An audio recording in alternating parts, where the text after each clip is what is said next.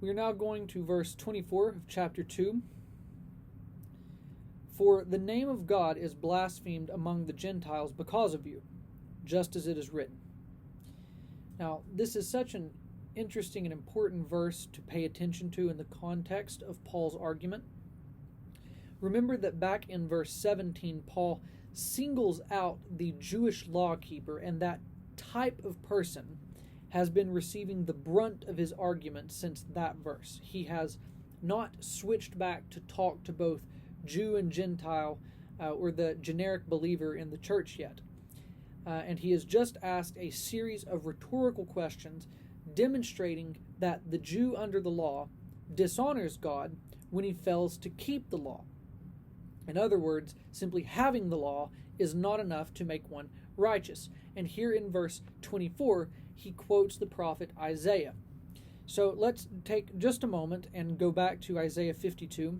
In this section of the Bible, we find Israel under oppression by the Gentiles, and the name of God is being defamed among them. Paul correlates his meaning here with Isaiah's to demonstrate that those who are under the law do in fact dishonor God when they break it. And by breaking God's law, God is being defamed among the Gentiles.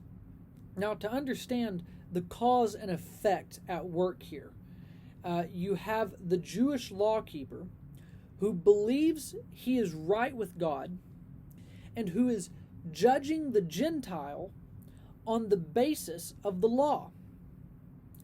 However, the very mindset of the Jew who is judging the Gentile does not judge himself impartially when he himself breaks the law.